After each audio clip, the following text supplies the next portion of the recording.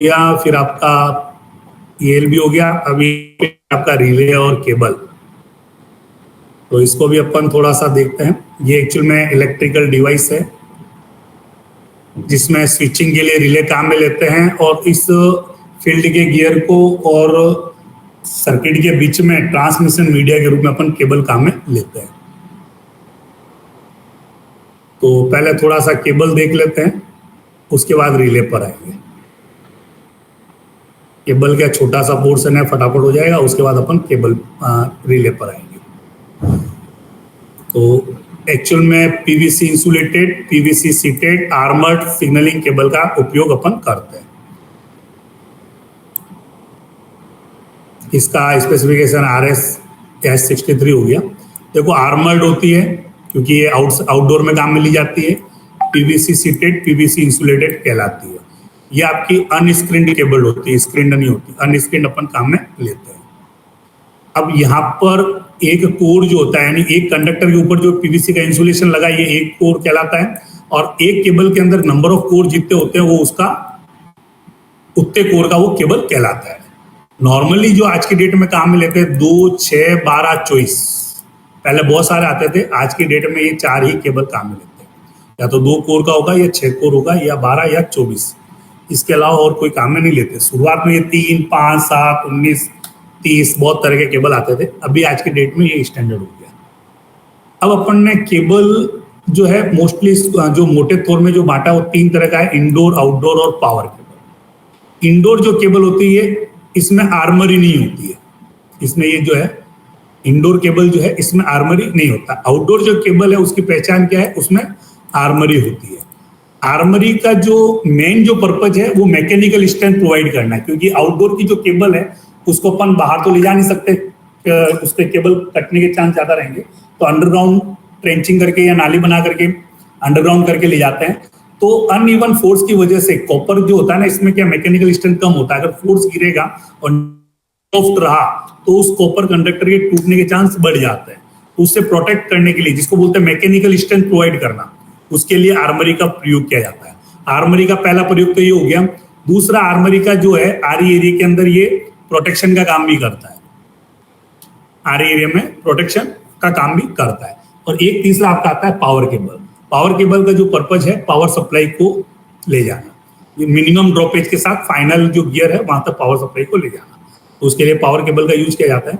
अब यहाँ पर अपन इंडोर केबल की बात करेंगे तो अभी मैंने बताया था इसका जो मेन गुण है, फीचर है, वो है इसमें आर्मरी नहीं होती है। यह पीवीसी इंसुलेटेड होता है और इसका प्रयोग सिर्फ इंडोर सर्किट में ही करते हैं। ये अंडरग्राउंड कभी भी यूज में नहीं ली जाती है। अब ये कोर के आधार पर अलग अलग आती है, 60 core, 40 core, 24 core, 20 core, 16 core, अलग अलग कोर का रहता है। अब इसमें साइज के आधार पे 3 तरह की आती है। तो साइज की मैं बात करूंगा तो एक आता है 0.4 mm, एक आता है 0.6, एक आता है 1 mm। ये तो है सिंगल स्ट्रैंड में। और इनका प्रयोग नॉर्मली अपन मेटल टू मेटल की जो PIR आ रही है उसके अंदर यूज करते हैं। एक आती है आपकी मेटल टू कार्बन की रिले। तो मेटल टू कार्बन में जो इंटरनल रिले की जो वायरिंग होती है उसके अंदर 16 स्टैंड का, मतलब मल्टी स्टैंड का 0.2 mm डाया का केबल काम में लिया जाता है। तो इंडोर में जो केबल आती है उसका जो डाया होता है 2 है, एक तो सिंगल स्टैंड, एक मल्टी स्टैंड।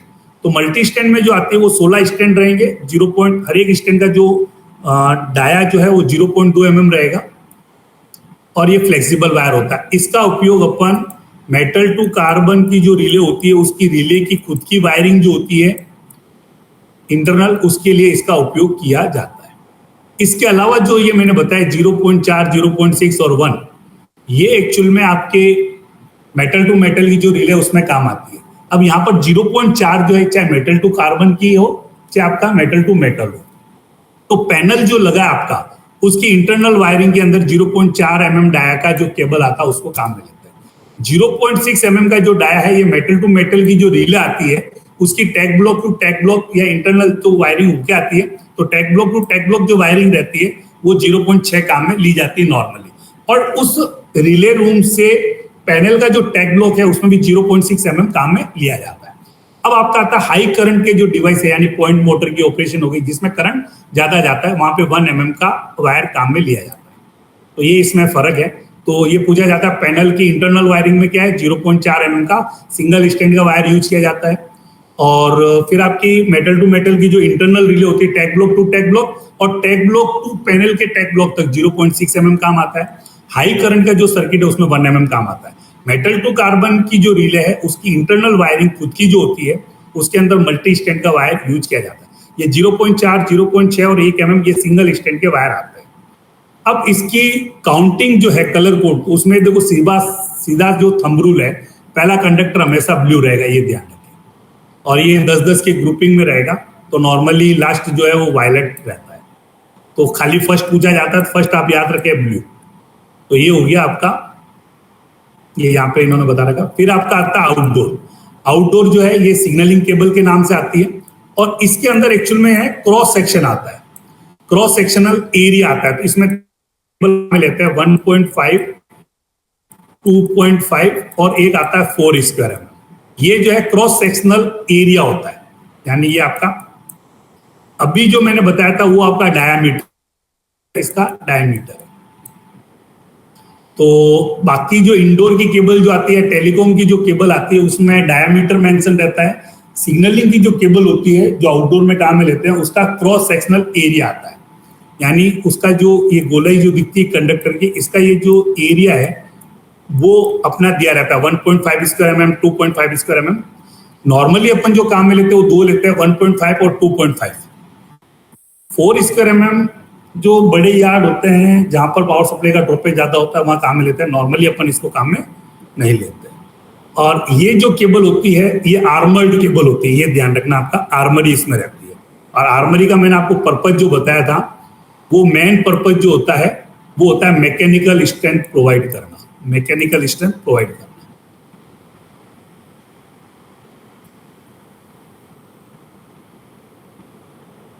और आउटर जो जैकेट होती है उसका जो मेन पर्पज होता है वो एनवायरमेंटल इफेक्ट से बचाना। बाहर वाली जो केबल होती है इंडोर के आउटडोर केबल के अंदर, ये बाहर वाला जो ब्लैक कलर का जो होता है जिसको आउटर जैकेट बोलते हैं, ये आउटर जैकेट का जो मेन पर्पज होता है ये पानी को अंदर जाने से रोकता है। तो ये है दूसरा एनवायरमेंटल इफेक्ट, यानी टेम्परेचर के वेरिएशन से आपका जो इंटरनल जो कोर के ऊपर जो पीवीसी का इंसुलेशन लगा है उसके जो केमिकल कैरेक्टरिस्टिक्स को रोकने का। ठीक है, तो नॉर्मली अपन दो काम में लेते हैं, 1.5 square mm, 2.5 square mm।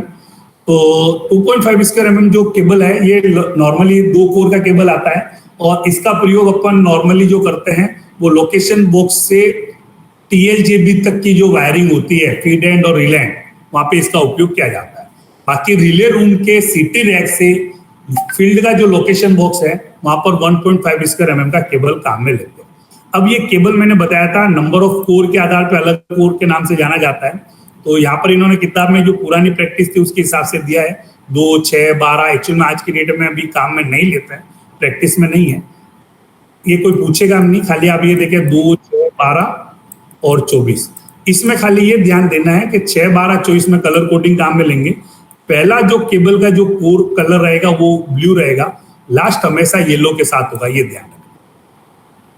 Last जो रहेगा, तो जैसे अभी ये 12 कोर का आपको एग्जांपल दिख रहा है, तो इसमें 2 लेयर होती है, बाहर वाली लेयर होती है आउटर और एक अंदर वाली लेयर होती है जिसको इनर बोलते हैं। तो हमेशा काउंटिंग बाहर से अंदर की तरफ करेंगे। बाहर में आपका जो पहला कंडक्टर जो रहेगा वो ब्लू रहेगा और लास्ट जो 10 नंबर कंडक्टर है वो येलो रहेगा। अंदर वाली में भी जब जाओगे तो पहला कंडक्टर अंदर वाली लेयर का ब्लू है, लास्ट वाला आपका येलो रहेगा। तो ये प्रैक्टिस काम में लेते हैं इसमें। फिर आपका आता है पावर केबल। हाँ, एक इसमें ये भी पूछा जाता है आपका पीवीसी की जो कैरेक्टरिस्टिक्स होती है मटेरियल की, इलेक्ट्रिकल कैरेक्टरिस्टिक्स।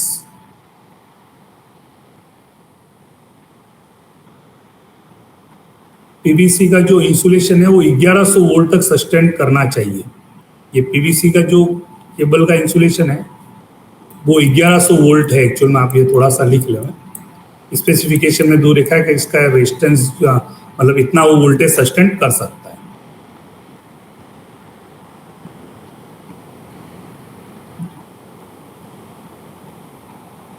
फिर पावर केबल की बात करेंगे तो पावर केबल में ये 440 वोल्ट दिया हुआ है। ये भी आपका PVC insulated PVC seated armoured cable रहेगा। और पावर केबल में भी आपके ये एरिया एक्चुअल में दो तरह की आती है, कॉपर का भी आता है और एक आपका एल्यूमिनियम का भी आता है। नॉर्मली कॉपर के क्या चोरी होने के चांस ज्यादा रहता है, तो अपन एल्यूमिनियम का यूज करते हैं। तो इसमें ये अलग अलग स्टैंड मोटाई के अलग अलग आता है, जैसे 70, 50 स्क्वायर mm, 25 स्क्वायर mm। ये कोई नहीं पूछा है, खाली इतना सा ध्यान रखें। अब यहाँ पर ये स्क्रीन अन स्क्रीन, तो अभी ये कोई पूछेगा नहीं, खाली ये ध्यान रखें अभी आज के डेट में अपन जो काम में रहते हो अन स्क्रीन केबल काम में रहते हैं। फिर आपकी एक टेलीकॉम केबल आती है। टेलीकॉम केबल में एक्चुअल में एक आपकी क्वाड केबल आती है, इसमें एक 4 कोड है और एक 6 क्वाड है। एक कोड में 4 कंडक्टर होते हैं और 4 × 4 करोगे तो 16 कंडक्टर हो जाएगा 4 क्वाड में, और 4 × 6 करोगे तो 24 हो जाएंगे 6 क्वाड में। अब इसमें यहाँ पर ये डाया आता है, एक आती है 0.9 mm वाला, एक आता है आपका 1.4 mm वाला, और एक केबल आपकी आती है OFC cable, optical fibre cable इसको बोलते हैं। तो ये टेलीकॉम मैनुअल में उन्होंने पढ़ाया होगा, बाकी कैरेक्टरिस्टिक वहां पढ़ेंगे। मैं खाली आपको यहाँ पे 3 चीजें बता देता हूँ कि एक आपका कॉर्ड केबल जो है 0.9 की मैं जब बात करूंगा, तो एक्सेल काउंटर UFSB में जब आप काम में लेते हो तो इसका डीबी लॉस 30 dB से ज्यादा नहीं होना चाहिए। एक ये है। इसका जो इंसुलेशन रेजिस्टेंस है वो 10 मेगा ओम से कम नहीं होना चाहिए, और लूप रेजिस्टेंस जो है वो 56 ओम पर किलोमीटर से ज्यादा नहीं होना चाहिए।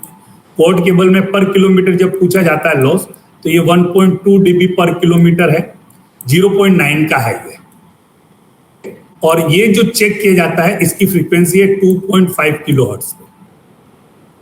एक्चुअल में टेलीकॉम में ज्यादातर जो चेक होता है वो 800 हर्ट्ज पे होता है। और यहाँ पर ये भी पूछा जाता है कि फ्रीक्वेंसी बढ़ेगी तो डीबी लॉस बढ़ेगा, फ्रीक्वेंसी बढ़ेगी डीबी लॉस बढ़ेगा, कंडक्टर का साइज बढ़ेगा तो डीबी लॉस कम होगा, साइज कम होगा डीबी लॉस ज्यादा होगा, साइज बढ़ेगा तो डीबी लॉस कम होगा। तो ये थोड़ा सा आप ये ऑब्जेक्टिव टाइप में अगर क्वेश्चन आता है तो ये थोड़ा सा ध्यान रखें।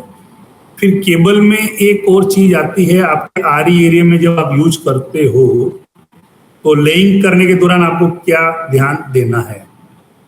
तो इसका एक जेपीओ भी निकला हुआ है और इन्होंने इसमें दिया नहीं।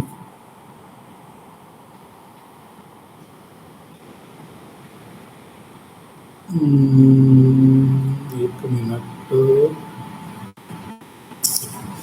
चलो इसमें मैं मोटी मोटी चीजें आपको बता दूं। तो लेइंग करने के दौरान एक्चुअल में इसमें S19 है ना,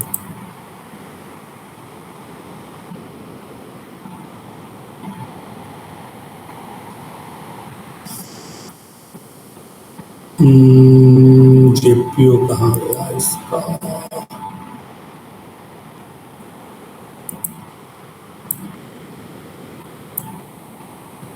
चलो ये डाउनलोड करके छोड़ता हूँ, फिर अब इसको बाद में अपन चर्चा करेंगे थोड़ा सा।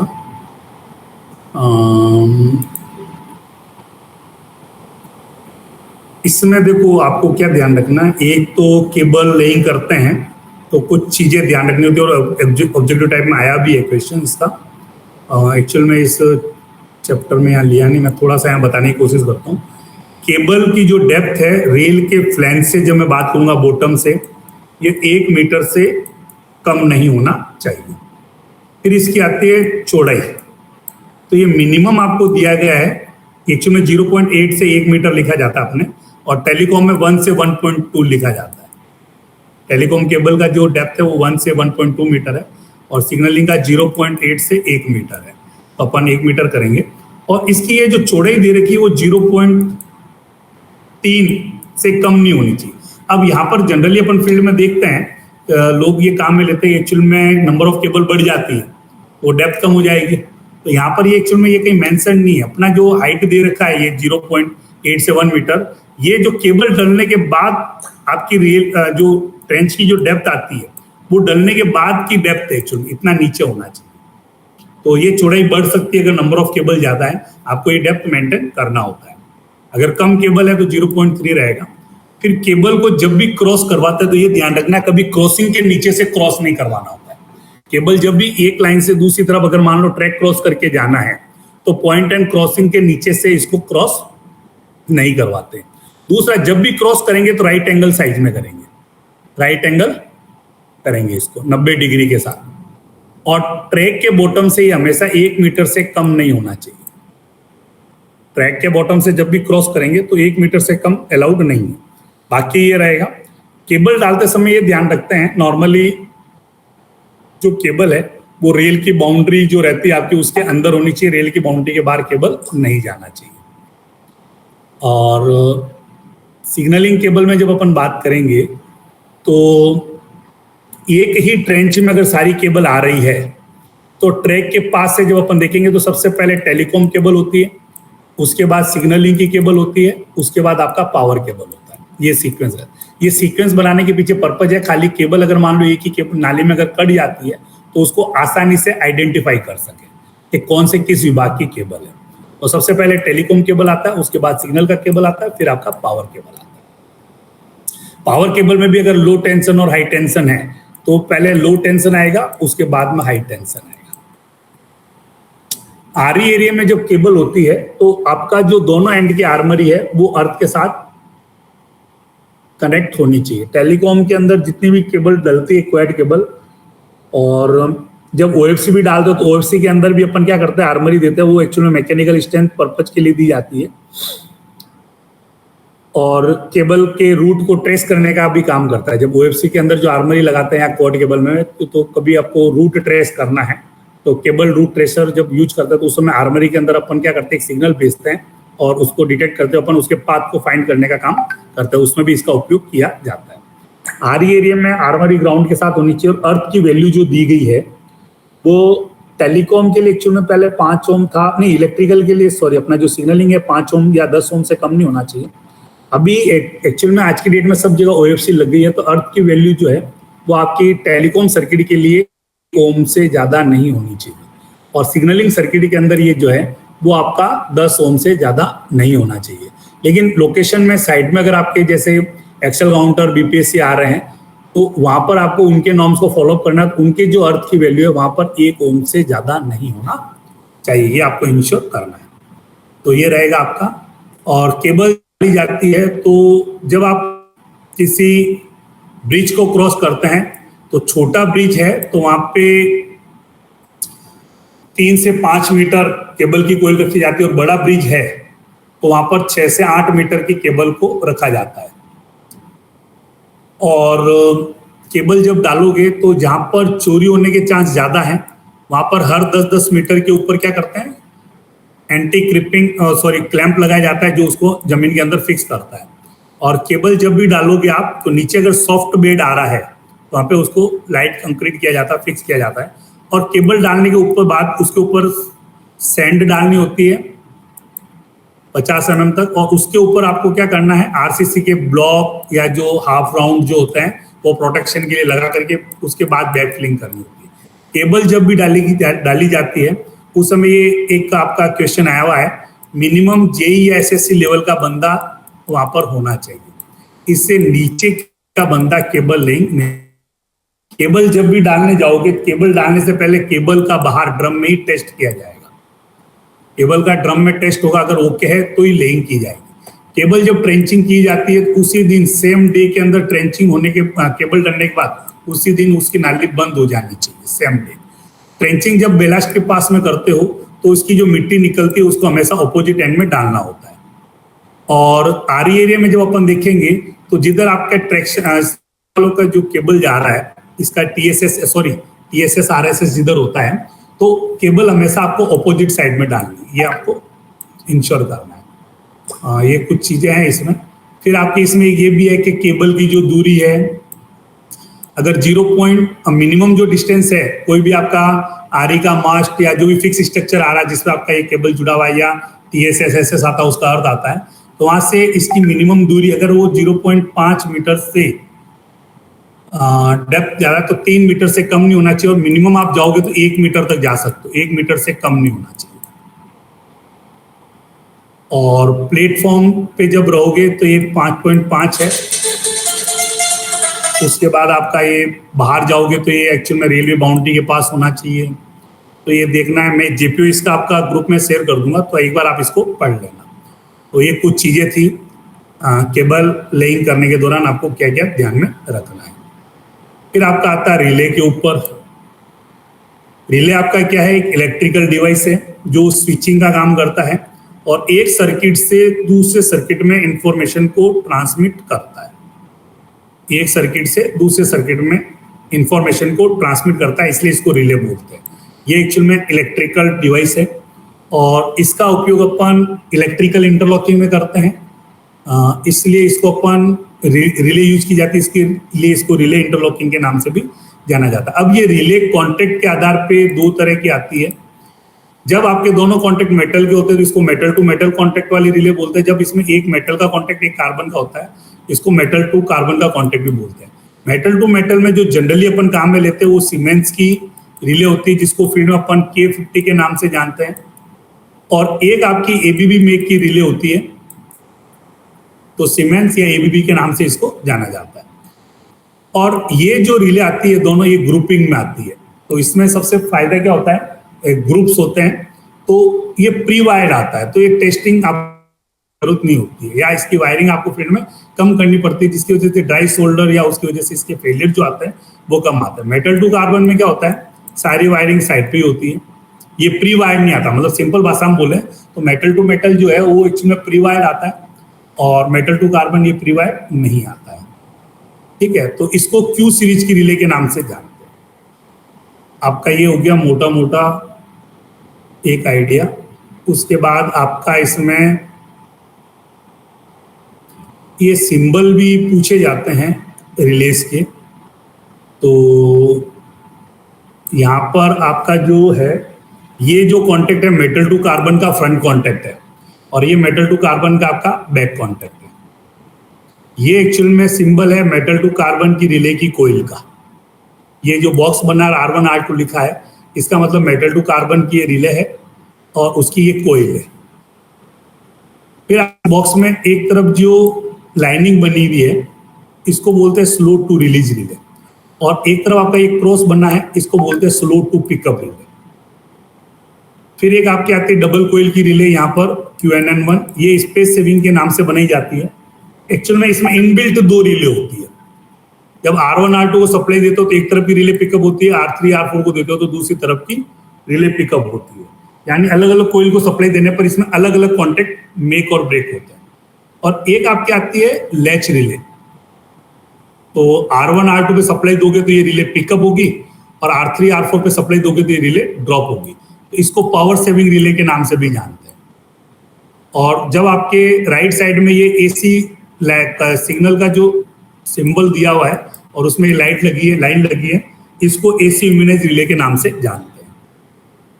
तो ये सिंबल आपके जनरली ये वाले जो सिंबल है ये पूछे भी गए हैं, तो थोड़ा सा आप इसका ध्यान रखें। और यहाँ पर मैंने आपको ये बताया डबल कोइल वाली रिले, इसको अपन स्पेस सेविंग रिले बोलते हैं। QL1 को पावर सेविंग रिले बोलते हैं। पावर सेविंग क्यों बोलते हैं कि इसको खाली पिकअप होने के लिए सप्लाई चाहिए, कंटिन्यूस सप्लाई की जरूरत नहीं।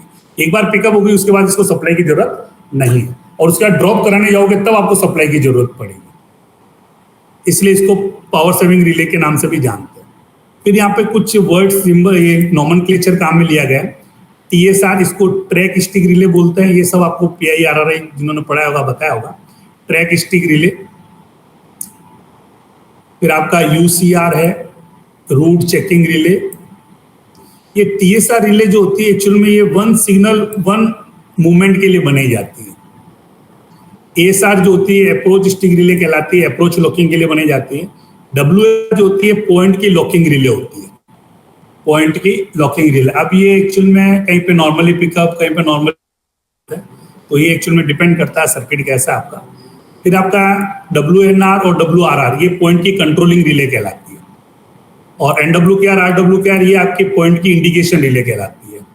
और जो बड़े यार्ड होते हैं वहां पर सीक्वेंस से रूट रिलीज कराना होता है, तो वहां पे TRSR और TLSR, track right stick relay, track left stick relay. और एक होता है आपका SMCR, इसको बोलते हैं SM यानी स्टेशन मास्टर की चेकिंग रिले, कंट्रोल रिले। तो आपकी जो पैनल के ऊपर SM की लगी होती है उसकी ये रिले होती है। ये पैनल पे ऑथराइज ऑपरेशन को सुनिश्चित करती है। एक आपका UR1 UR2 ये सीक्वेंस रूट रिलीज के लिए काम में लिया जाता है। फिर यहाँ पर सीमेंस के भी कुछ सिंबल काम में लिए हैं। तो ये गोल सिंबल है, ये न्यूट्रल रिले को दर्शाता है, और स्क्वायर सिंबल ये इंटरलॉक रिले को कहलाता है। अब इंटरलॉक रिले में भी खाली ये स्क्वायर बनाती है, टॉप रिले है, और स्क्वायर के अंदर अगर राउंड गोल सर्कल बनाती है, बॉटम रिले को बताता है। फिर आपकी ये ट्रैक रिले का सिंबल है, तो दो लाइन के बीच में एक सर्कल है और प्लस बना है, यानी ट्रैक रिले है। और जब दो लाइनें नहीं बनी तो ये आपकी ट्रैक की रिपीटर रिले कहलाती है। और राउंड सर्कल के अंदर एक परपेंडिकुलर लाइन है, इसको बोलते हैं ब्लॉक रिले। और राउंड सर्कल के अंदर टी लिखा है, जिसको बोलते हैं टाइम एलिमेंट रिले। फिर यहाँ पर ये हाफ कट और एक फुल कट है, तो इसका ये सिंबल काम में लिया गया। ये वाले क्वेश्चन में एक बार पूछा गया है, ये थोड़ा सा देख लें आप। नॉर्मली पिकअप है और ये हाफ कट लगा है, इसका मतलब क्या है कि इसमें करंट फ्लो हो सकता है, यानी ये नॉर्मली पिकअप है। तो ये एक्चुअल में आपका मेक कॉन्टेक्ट यानी फ्रंट कॉन्टेक्ट है। नॉर्मली पिकअप है और ये फुल कट है, यानी इसका बैक कॉन्टेक्ट है। फिर नॉर्मली ड्रॉप है और हाफ कट है, नॉर्मली ड्रॉप है यानी करंट फ्लो हो रहा है वहां पे, यानी इसका बैक कॉन्टेक्ट है। और नॉर्मली ड्रॉप है और फुल कट है, यानी इसका फ्रंट कॉन्टेक्ट है। ये थोड़े से चार कॉन्टेक्ट आप एक बार देख लेना, ऑब्जेक्टिव टाइप में सिंबल बना के पूछा जा सकता है। अब ये जो चार पद है, ये नीचे चार भी उसका जस्ट वही है। ये एक्चुअल में एरो के नीचे जो लाइन बनी है, इंटरलॉक रिले के बारे में बताते हैं। तो ये थोड़ा सा आप देख लेना। और एक ये सिंबल भी काम में लेते हैं, ये भी पूछा गया है, तो इसको आप ऐसे याद रख सकते हो। ये वाला आप बना दो, ब्रिज जो होता है, इसमें यहाँ पे P लिखें, यहाँ पर R लिखें, और PRS काउंटर जो होता है, P for point, R for route, और S फॉर सिग्नल। तो जब ये लाइन अगर इस P की तरफ इस तरह से है, जैसे यहाँ पर है, ये पॉइंट की रिले कहलाती है। और जब ये हॉरिजॉन्टल है, ये यहां पर जैसे दे रखा है, ये एक्चुअल में रूट की है। और जब ये इस डायरेक्शन में है, तो ये आपके सिग्नल की रिले कहलाती है।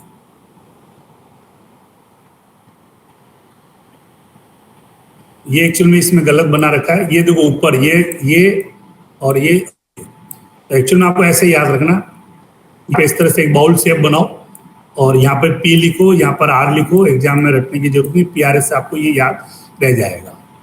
अब यहाँ पर खाली सिंगल डबल का मतलब क्या है? अगर सिंगल लाइन है तो कंट्रोल रिले, डबल है यानी उसकी इंडिकेशन रिले, और वो लाइन सिंगल क्रॉस कर जाती है तो उसकी लॉकिंग रिले।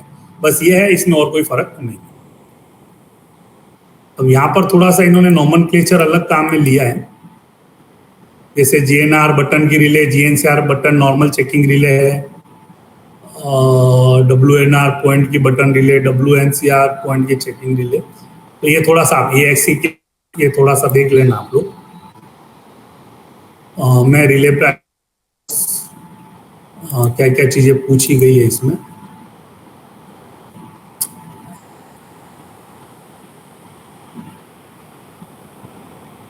अब एक्चुअल में आज की डेट में सारी प्लग इन टाइप की रिले रहती है आपकी। पहले एक्चुअल में सेल्फ टाइप आती थी, सेल्फ टाइप आज की डेट में खत्म हो गई है। यहाँ पर थोड़ा सा ये देखते चलें, रिले का कैटेगरी दिया इन्होंने, सेल्फ टाइप, प्लग टाइप, यानी लगाने के आधार पे, माउंटिंग के आधार पे। फिर आपका आता है यूज के आधार पे। तो जब वो ट्रैक से डायरेक्ट जुड़ी तो उसको ट्रैक रिले बोलते हैं, और जो ट्रैक से डायरेक्ट नहीं जुड़ी उसको लाइन रिले बोलते हैं। तो रिले रूम में जितनी भी लगी है, लोकेशन बॉक्स में जो ट्रैक से डायरेक्टेड कनेक्टेड नहीं है, HPR DPR, वो सारी आपकी लाइन रिले है। जो ट्रैक यानी पटरी से जो डायरेक्टली जुड़ी होती है उसको अपन ट्रैक रिले बोलते हैं। फिर आपके सर्किट की सेफ्टी के आधार पर इसको दो भागों में बांटा है, वाइटल और नॉन वाइटल। जितने भी आपकी सेफ्टी से रिलेटेड यानी कंट्रोलिंग सर्किट में होती है वो वाइटल रिले है। जो इंडिकेशन में काम आती है, जो डायरेक्ट नहीं है, वो नॉन वाइटल रिले कहलाती है। बजर इंडिकेशन में जो काम में लेते हैं वार्निंग के लिए। एक आपकी आती है प्रूव्ड टाइप, एक होती है नॉन प्रूव्ड टाइप। तो मेटल टू मेटल में क्या एक ड्रॉबैक ऐड होता है कि दोनों कॉन्टैक्ट ब्रिज, हीटिंग अगर हुई तो ब्रिज हो सकता है। तो ब्रिज वो मेल्ट होने की वजह से ब्रिज होकर चिपक गए तो वहां पे अनसेफ कंडीशन क्रिएट हो सकती है। हम उस रिले को क्या करते हैं, प्रूफ करते हैं वापस, इसलिए उसको प्रूव्ड टाइप की रिले बोलते हैं। यानी इसको सेकंड स्टेज पे वापस इसको रिले पीछे वापस मेक या ब्रेक हुई कि नहीं हुई, 2 स्टेज उसमें दिया रहता है, इसलिए इसको बोलते हैं प्रूव्ड टाइप। जबकि मेटल टू कार्बन क्या होता है, एक कॉन्टैक्ट मेटल का होता है, एक आपका कार्बन का होता है, तो हमें मेल्ट की संभावना नहीं होती है। तो इसको नॉन प्रूफ बोलते हैं, क्योंकि उस सर्किट रिले को वापस सेकंड स्टेज पे प्रूफ नहीं किया जाता है, इसको बोलते हैं नॉन प्रूफ टाइप। फिर पावर सप्लाई के आधार पे इसको 3 भागों में बांटा है, DC, AC और इलेक्ट्रॉनिक रिले। तो डीसी में भी एक होती है न्यूट्रल, एक होती है पोलर। तो न्यूट्रल में क्या होता है, आप पोलरिटी कैसे भी लगा सकते हो, वो रिले पिकअप होगी, चाहे आप न्यूट्रल, उसमें पोलरिटी का कोई फर्क। एक होती है पोलर रिले, तो उसमें आपका पर्टिकुलर पोलरिटी पे वो रिले पिकअप होती है, यानी एक पोलरिटी जब मिलेगी तो वो रिले पिकअप होगी, नहीं तो नहीं होती। नॉर्मली ये ब्लॉक में काम आता है, रिले के नाम से इसको काम में लिया जाता है। इसमें एक्चुअल में अलग अलग पोलरिटी जब देते हो तो अलग अलग कॉन्टेक्ट मेक होते हैं। और न्यूट्रल रिले में क्या होता है, पोलरिटी का फर्क नहीं पड़ता है, चाहे कोई भी पोलरिटी दो उसमें सेम कॉन्टेक्ट ही आपके मेक होंगे। तो ये इन्होंने नॉर्मली इन्होंने दे रखा है क्या क्या है। तो इसमें देखो, इसमें क्वेश्चंस क्या आता है आपका, थोड़ा सा वो फ्रंट कॉन्टेक्ट किसको बोलते हैं, जब कोयल को सप्लाई देते हो उस समय जो कॉन्टेक्ट बनता है वो फ्रंट कॉन्टेक्ट है। जब आपने सप्लाई काट रखी, यानी कोई भी कोयल पे सप्लाई नहीं है, उस समय जो कॉन्टेक्ट बने रहते हैं उसको बैक कॉन्टेक्ट बोलते हैं। और एक आपका होता है मूवेबल कॉन्टेक्ट, जो मूव करता है, एनर्जी आने पर मूव करेगा, तो मूवेबल कॉन्टेक्ट होता है। और फ्रंट कॉन्टेक्ट और बैक कॉन्टेक्ट होते हैं, ये हमेशा फिक्स्ड होते हैं। फिर एक आपका इसमें रेजिडुअल पिन होते हैं, यहाँ पर जो भी कोई कॉन्टेक्ट बनेगा, जो आर्म मूव करता है, आर्मेचर जो फ्रंट और बैक कॉन्टेक्ट के साथ, उसमें एक एयर गैप मेंटेन करने के लिए एक पिन लगी होती है, इसको रेजिडुअल पिन बोलते हैं। ये एयर गैप को मेंटेन करती है, यानी एक्चुअल में क्या होता है कि आपका जो वैक्यूम क्रिएट होता है उसकी वजह से कॉन्टेक्ट वो बना ना रह जाए, तो उसके लिए वहां पर एक पिन होती है, रेजिडुअल पिन के नाम से उसको जानते हैं।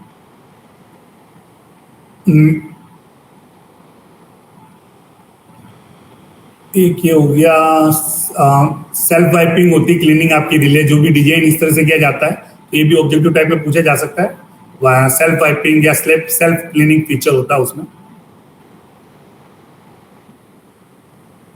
एक ये पूछा जाता है कि आपका कोयल का जो इंसुलेशन रेजिस्टेंस कितना होना चाहिए ऑब्जेक्टिव टाइप में। तो रिले जो भी हो, चाहे आपकी मेटल टू मेटल हो चाहे मेटल टू कार्बन, उसकी कोयल का जो इंसुलेशन रेजिस्टेंस है ड्राई कंडीशन में 10 मेगा ओम से कम नहीं होना चाहिए, और ह्यूमिडिटी यानी मॉइस्चर जब है तो 10 मेगा ओम से कम नहीं होना चाहिए। फिर आपका कॉन्टेक्ट का जो रेजिस्टेंस है, तो एक्चुअल में फ्रंट और बैक के लिए अलग अलग दिया इन्होंने। तो फ्रंट कॉन्टेक्ट के लिए जो मैक्सिमम जो रेजिस्टेंस है वो 0.2 ओम है, और बैक कॉन्टेक्ट के लिए 0.05 ओम है। ठीक है, प्रेशर वेशर कोई नहीं पूछेगा, आप खाली कॉन्टेक्ट रेजिस्टेंस याद रख लें। ये फ्रंट और बैक का है मैक्सिमम परमिटेबल कॉन्टेक्ट। फिर आपका एक्चुअल में मेटल टू कार्बन और मेटल टू मेटल के कॉन्टेक्ट रेजिस्टेंस भी अलग अलग होता है। तो मेटल टू मेटल में आप देखो, सिंपल से ये याद रखें, उसका कॉन्टेक्ट रेजिस्टेंस कम होता है, तो वो 0.05 रहेगा। और मेटल टू मेटल में, मेटल टू कार्बन में क्या होता है, उसका रेजिस्टेंस थोड़ा ज्यादा होता है, वो 0.2 रहेगा मेटल टू कार्बन का।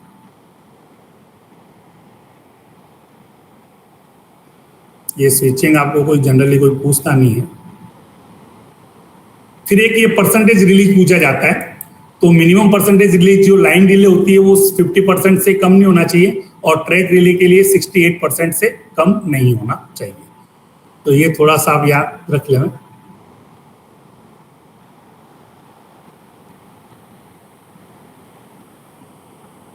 और एसी इम्यूनिटी जो है आपकी, जो लाइन डिले होती है नॉर्मली वो 300 वोल्ट होती है उसकी एसी इम्यूनिटी।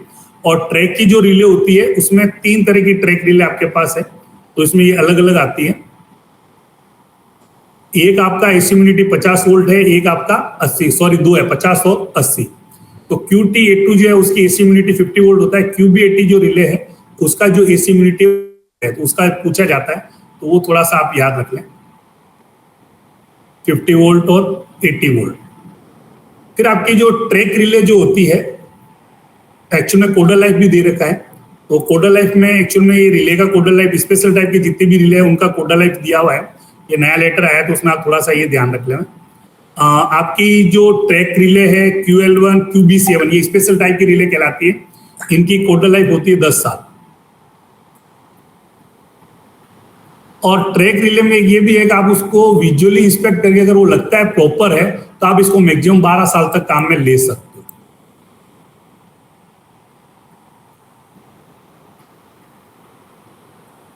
ठीक है, तो ये थोड़ा सा आप देख लें। और बाकी प्लग इन टाइप का कोई ओवरऑलिंग नहीं होता है, सेल्फ टाइप रिले का होता था, अभी वो खत्म हो गई, तो ये कोई पूछेगा नहीं आपको।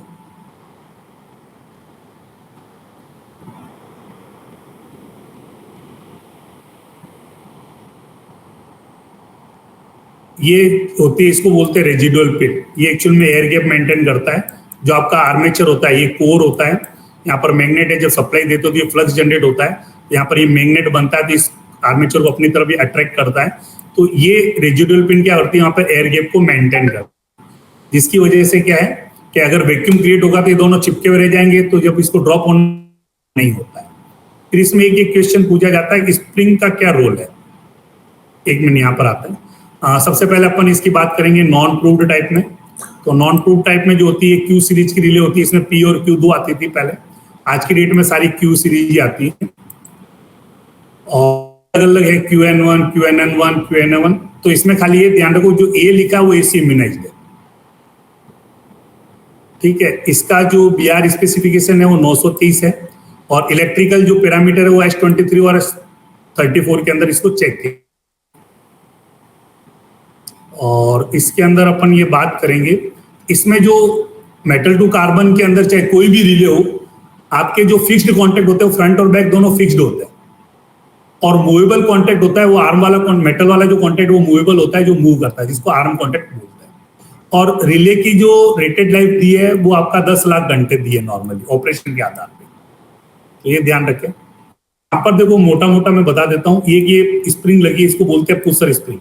पुशर स्प्रिंग क्या करती है, जब आप पावर सप्लाई करती है उस समय ये बैक कांटेक्ट जो बन रहा है, यानी रिले जब सेल्फ ग्रेविटी से नीचे गिरती है उस समय ये बैक कांटेक्ट पर प्रेशर जनरेट करने का, यानी प्रॉपर वहां पे प्रेशर बना कि नहीं बना, उसको ये सुनिश्चित करती है।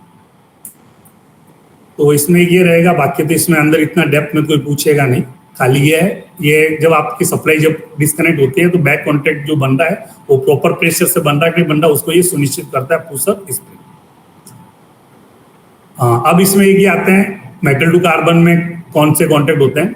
तो इसमें देखो आपके ये जो पीछे बेस पे जब जाओगे, ये यूनिवर्सल बेस होता है।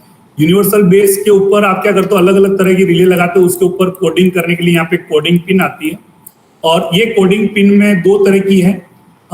नॉर्मली 10 पिन आती है यहाँ पर ABCD से जब काउंट करोगे आप, और 10 में से 5 पिन का उपयोग करके इसको कोडिंग किया जाता है।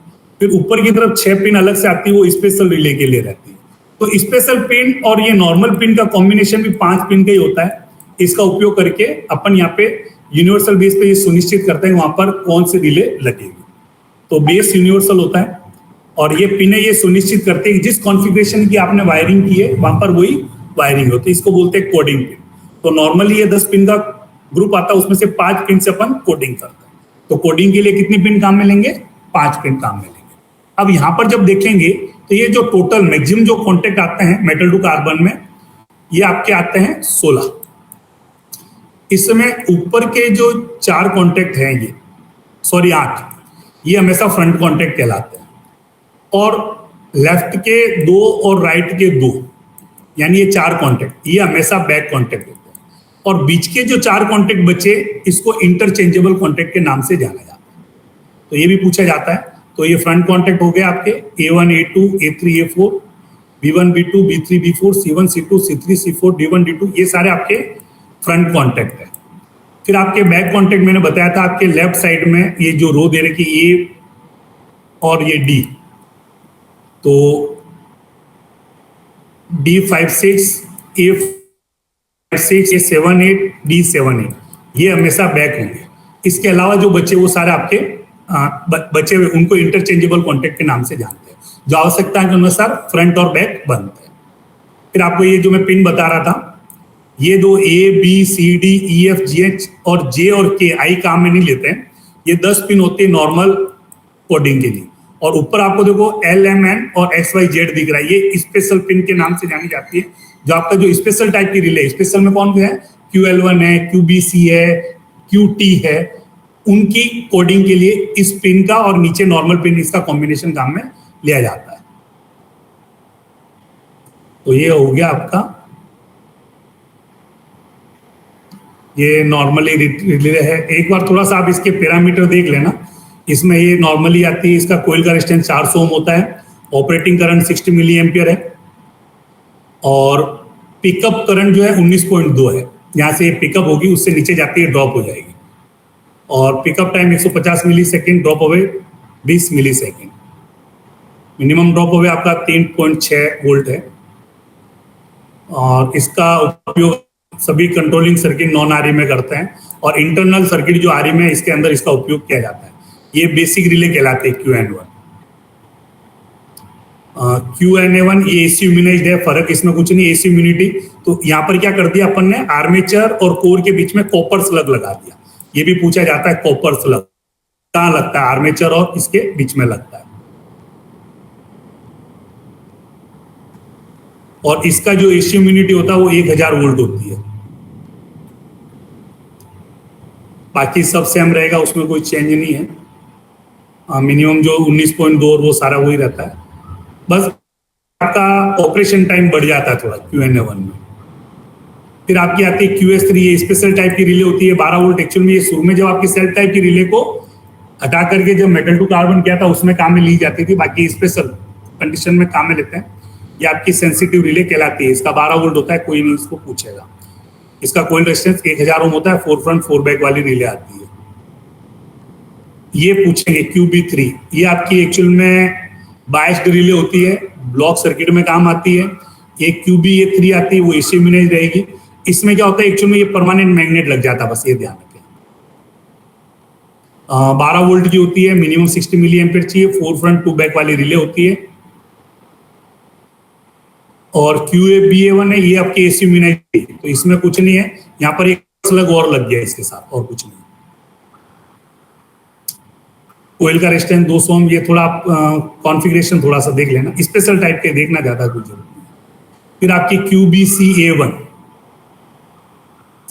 ये एक्चुअल में आपकी हेवी ड्यूटी रिले कहलाती है। एक्चुअल में ये पॉइंट का जो कंट्रोलिंग फीड जो जाता है वो इस रिले के कॉन्टेक्ट से जाता है। और इसका जो स्विचिंग करंट है 30 एम्पियर रहता है। हेवी ड्यूटी कॉन्टेक्ट जो है वो 30 एम्पियर करंट तक सस्टेन कर सकते हैं।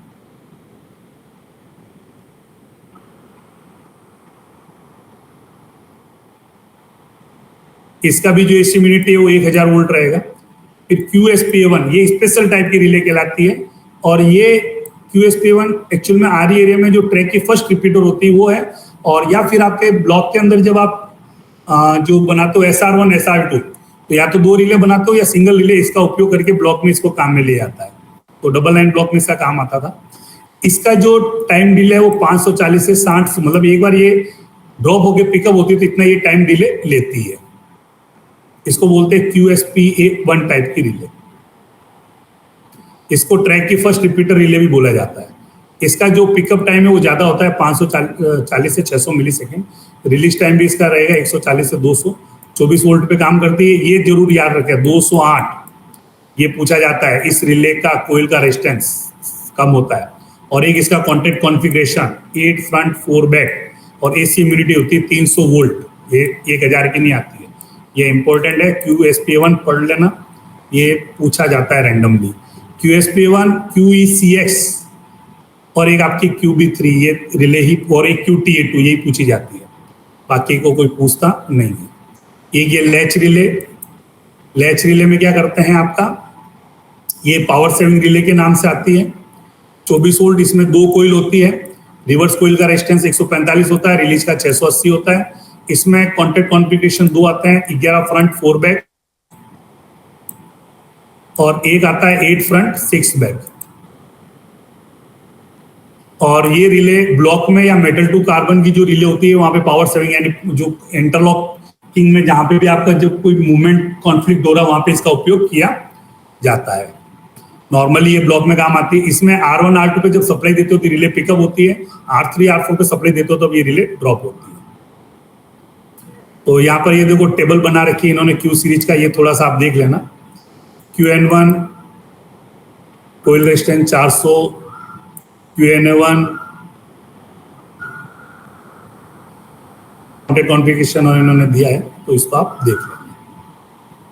फिर एक आपका प्रूव्ड टाइप का मतलब हो गया मेटल टू मेटल वाली रिले है। मेटल टू मेटल में मैंने बताया था 2 आती है, सीमेंस और एक आपका ABB। अब इसमें मैक्सिमम कॉन्टेक्ट होते हैं वो 8 ही होते हैं, ये ध्यान रखें। मेटल टू कार्बन में 16 थे, इसमें 8 थे। अब इसमें भी आपका जो है स्टैंडर्ड में आपको बता देता हूँ थोड़ा सा क्या रहता है। जैसे वहां पर मैंने आपको बताया ना 8 फ्रंट कॉन्टैक्ट होते हैं, 4 बैक और 4 इंटरचेंजेबल। तो इसमें भी आपका जो कॉन्टैक्ट कॉन्फ़िगरेशन है, जब रिले को आप जब सामने से खड़े होकर देखोगे, मैक्सिमम 8 कॉन्टैक्ट जब आते हैं। ये प्री वायर्ड आता है 24 वोल्ट 60 वोल्ट, दो तरह की आती थी पहले शुरुआत में। सीमेंस की 24 वोल्ट की आती थी, आज की डेट में सारी 60 वोल्ट वाली है।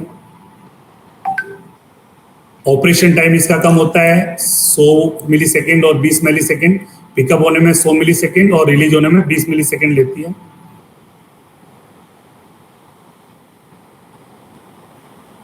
ये आपका इस तरह का रहेगा। यहाँ पे भी पुशर स्प्रिंग का वही काम है जो वहां बताया था, जब सप्लाई करती है। और यहाँ पर एक्चुअल में आपका जो कॉन्टेक्ट है वो ब्रिज ना हो, तो उसमें यहाँ पर एक प्रिंसिपल काम मिला है जिसको बोलते हैं डबल मेक और ब्रेक। यानी इसमें 2 कॉन्टेक्ट होता है, एक आर्म मूव करती है रोड, वो जाकर के इसको, रोड जो होती है गोल शेप में होती है, तो उसका क्या है सबसे मिनिमम एरिया टच होता है आपके कॉन्टेक्ट के साथ, जिसकी वजह से क्या है यहाँ पे हिटिंग इफेक्ट कम आता है और वेल्ड होने की जो प्रोबेबिलिटी है वो यहाँ पे कम होती है। इसको बोलते हैं डबल मेक ब्रेक प्रिंसिपल, यहाँ पे काम में लिया गया है। यानी 2 कॉन्टेक्ट होते हैं, एक में इन होती है सप्लाई, दूसरे में आउट होती है, रोड जाकर के यहाँ पे चलती है और उसको मेक करती है। इसको बोलते हैं डबल मेक ब्रेक प्रिंसिपल। अब इसमें ये रिले ग्रुप में आती है, छोटी साइज में होती है।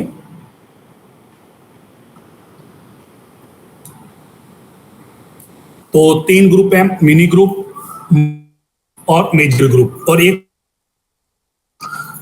ग्रुप के अंदर 2 रिले लगी है, तो ग्रुप उल्टा भी लग सकता है। तो उल्टा लगने से रोकने के लिए इसमें आती है गाइड पिन। और इसमें भी रिले अलग अलग तरह की आती है, तो गलत रिले अलग एंटर ना हो उसको रोकने के लिए आती है कोडिंग पिन।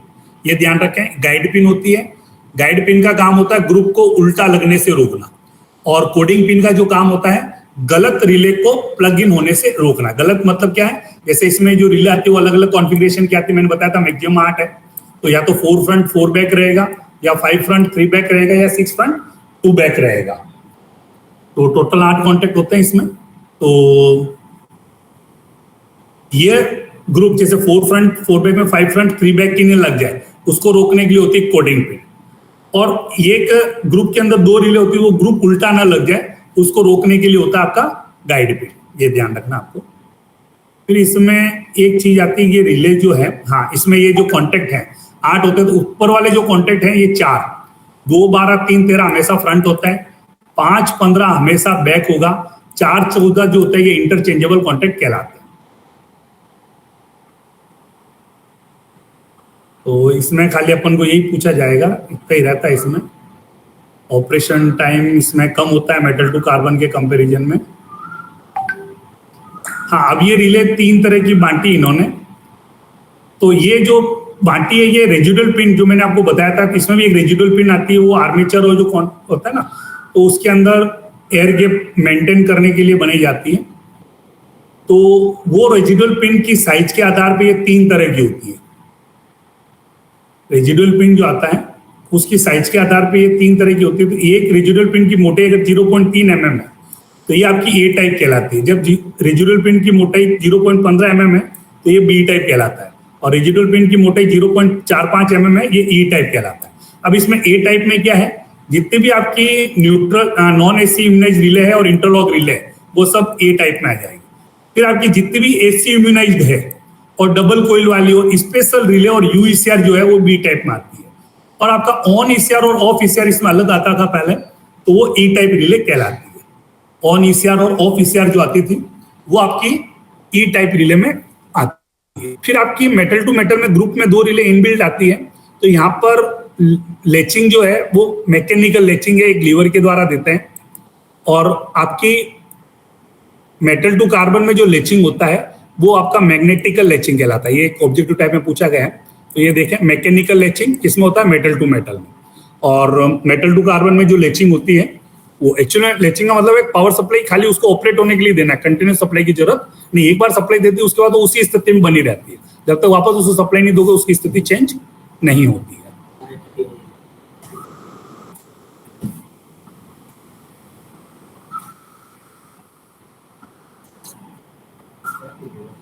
तो ये आपका हो गया।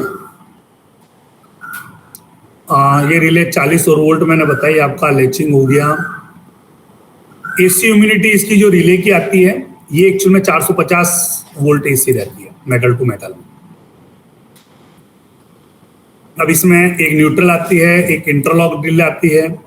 न्यूट्रल का मतलब हो गया वो रिले आपकी अलग अलग रहेगी। इंटरलॉक का मतलब है जो ग्रुप में लगी आपस में दोनों एक साथ उनकी पोजीशन सेम नहीं बनेगी।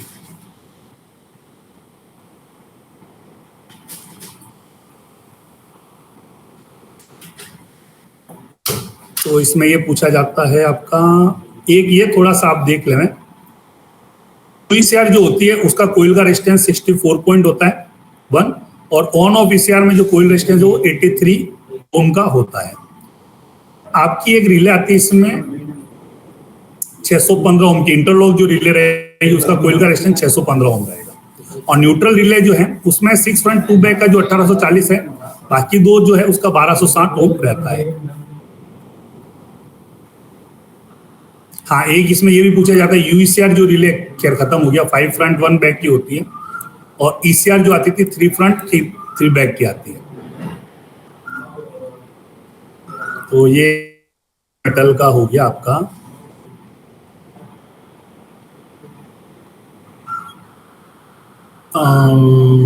इसमें और क्या बचता है आपका,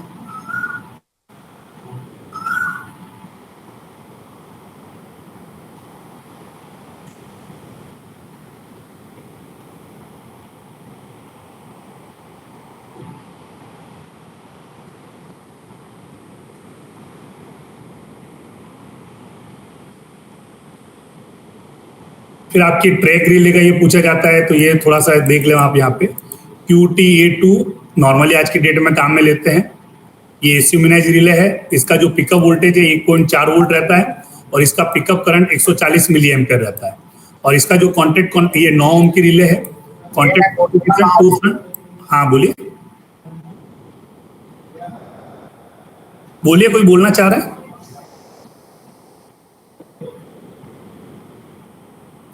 तो न्यू इंस्टॉलेशन में 450 मीटर तक का ट्रैक सर्किट है और दोनों एंड पे चौक है, तो इसको काम में लेते हैं। और इससे बड़ा है तो वहां पर अपन क्या करते हैं, QB80 काम में लेते हैं।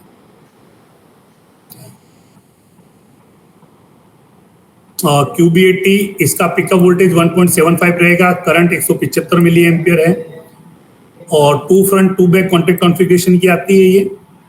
और ये 750 मीटर तक काम में लेंगे जब दोनों एंड पर चौक लगेगी, और नहीं तो 670 मीटर तक रहेगा।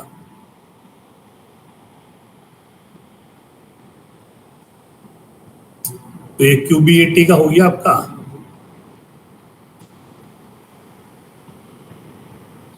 टाइमर रिले में आजकल तो सब इलेक्ट्रॉनिक टाइमर आ गए, तो इनका कोई रोल है, कोई पूछेगा नहीं आपको।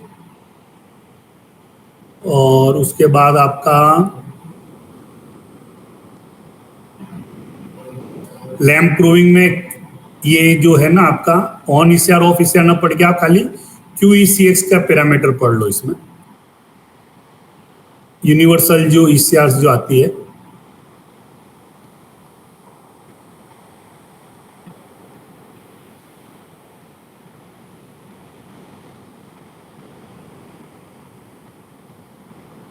Q सीरीज वाली यूनिवर्सल ईसीआर, LED ईसीआर बोलते हैं इसको। तो ये पैरामीटर आप पढ़ लेना इसका, यही पूछा जाता है आज के डेट में, यही काम में लेते हैं। तो ईसीआर का पिकअप करंट ये पहले बता चुका हूँ 108 है, ड्रॉप अवे 72 है। इस 250 मिली एम्पियर इसका वो विथ स्टैंड है कंटिन्यूस करंट, और कॉन्टेक्ट कॉन्फ़िगरेशन 4 फ्रंट 4 बैक है इसका। और R1 R2 के अक्रॉस जो है 10 वोल्ट से कम वोल्टेज होना चाहिए, 125 मिली एम्पियर जब रेटेड करंट दे रखा है। तो इसका वोल्टेज 88 से 132 इसका रहेगा। और रूट के अंदर मिनिमम आपके 3 लैंप जलेंगे, ये पहले बता चुका हूं मैं LED में, तो ये आप थोड़ा सा इसमें देख लेना। और टाइमर में एक्चुअल में मैकेनिकल तो कहीं काम में लेते हैं नहीं आज के डेट में।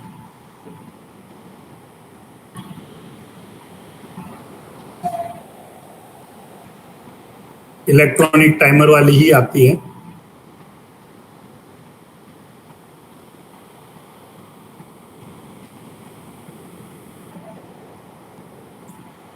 ट्रैक रिले का अपन बात कर चुके हैं, QTA2 स्पेशल 9 ओम की रिले है ये, वो पैरामीटर थोड़ा सा उसको देख लेना।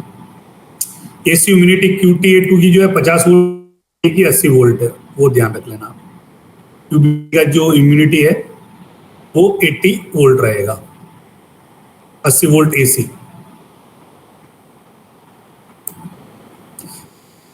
आपको पढ़ाया होगा QB80 में मैक्सिमम 235 दे सकते हैं मिनिमम, और QT82 में मैक्सिमम आप 300% दे सकते हैं।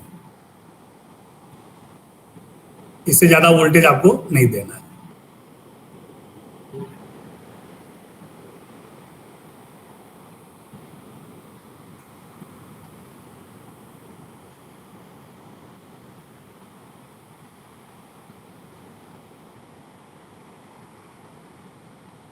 फिर आपका एक आता है स्लो टू रिलीज कैसे बनाते हैं। तो ये आपका एक तो या तो आप डायोड बना के बना सकते हो, या फिर आप रेजिस्टेंस और कैपेसिटर लगा के बना सकते हो स्लो टू रिलीज बनाने के लिए।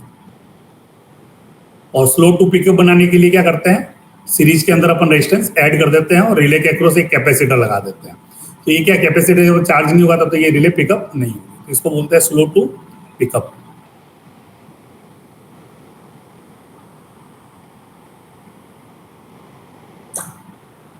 और स्लो टू भी ये तो कैसे बनाते हैं उसका है, डीसी ये PR रिले होती थी, एक्चुअली में ब्लॉक सर्किट में काम आती थी पोलर रिले। तो पोलर रिले में क्या है, अलग अलग पोलरिटी पे अलग अलग कॉन्टैक्ट मेक होते हैं, ये ध्यान रखना, ये पूछा जाता है। अब इसके अंदर एक्चुअल में